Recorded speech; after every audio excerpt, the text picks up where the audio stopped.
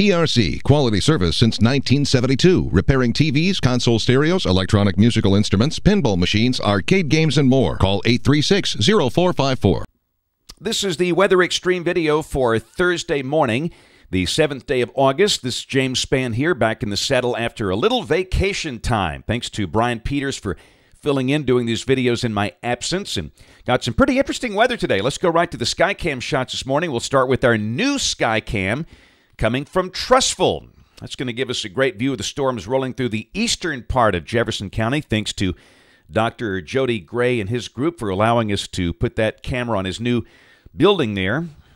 And that's going to be a really good spot. There's the Birmingham Skycam. That's looking south on the top of the Daniel building. And from Gadsden, the lights of the city there coming from our Skycam in Etowah County. There's the water vapor satellite imagery this morning. Look at the big ridge pumping up over western Canada. And, of course, a trough downstream over the eastern U.S. And, by golly, a cold front is knocking on the door this morning. Did we say cold front? Well, maybe front. This is August, after all. But still, that thing is significant, and it's located near the Kentucky-Tennessee border.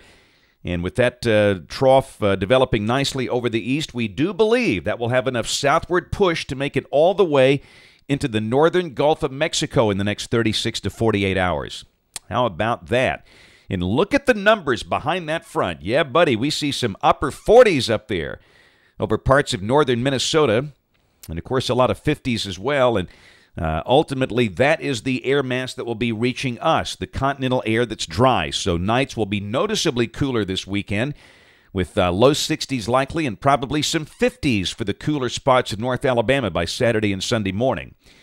Now, anytime you've got a significant upper trough and a surface boundary this time of the year, you'll probably see some big storms, and we think that will be the case later today. There is a slight risk of severe weather for a large chunk of north and central Alabama, extending eastward through Georgia and the Carolinas. And no doubt the storms later today could pack a punch. The issue with all summer storms, of course, is lightning, but these could produce some pretty strong winds along the way. And on the positive side, some good rainfall amounts. But speaking of that, there's the Qpf chart, and this won't do us a lot of good because it's convective in nature, but some spots should easily see over 1 inch today, but other spots will probably see a lot less than that. You know how it goes. And, of course, after today, we go dry for a while. Really, the heaviest rain for the next 5 days, and this valid through Monday evening of next week, is out there across the southern plains states. And a quick peek at weather in the tropics. It's awfully quiet out there. What's left of Edward is over West Texas, down to the south of Wichita Falls, and a little wave coming through the Bahamas. And other than that, it's awfully quiet. So let's take a look at the modeling here. This is the GFS, the OZ run today at 1 o'clock. And boy, that's nice. If you're looking for a break in the heat, that's really nice. Trough developing over the east, ridge off to the west, and down below that, our surface boundary is coming through. And again, we'll highlight developing showers and storms this afternoon and tonight. We think the main risk of severe weather about 3 to 11. And we'll be keeping an eye on the sky. Tomorrow, the trough is even deeper. And where's that front? Well, it's down there at Montgomery at midday tomorrow, so we think North Alabama dry tomorrow.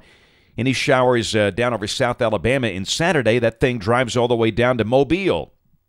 And that should put all of Alabama in a dry air mass. So tomorrow and Saturday, highs only in the upper 80s to near 90. Humidity values lower, nights cooler. And the same deal on Sunday. Again, we think we'll be in the low 60s. Saturday and Sunday morning with 50s likely for the cooler valleys. Very refreshing. Monday of next week, the weather stays dry. Now, Tuesday of next week, good-looking shortwave coming at us. And again, that should, well, first off, we got a surface low, a nice one showing up there off to the west of Indianapolis with a trailing front. So certainly will bring back the chance of showers and storms Tuesday, and the front kind of eases in here Wednesday of next week as the surface low moves over to Washington, D.C. So we'll bring in the chance of showers and storms those days. 6 days later, August 19th, still got a trough north of here, and that should, no strong upper ridge. So, again, that kind of leaves the door open for a front maybe to get close and stall out. And at the end of the forecast period, August the 22nd, same thing. A weakness in the ridge right over us, and, again, that looks relatively wet. So the good news, no excessively hot weather coming up for the next couple of weeks. And whenever we can say that in August, We're living right. That's it for the Weather Xtreme video today. We'll have notes on the blog. The next video here by 3:30 today, unless we've got storms that are blowing up all around us. And, of course, we invite you to watch us on television this evening, ABC 3340 News at 5, 6, and 10. Again, thanks for watching. Have a wonderful day, and God bless.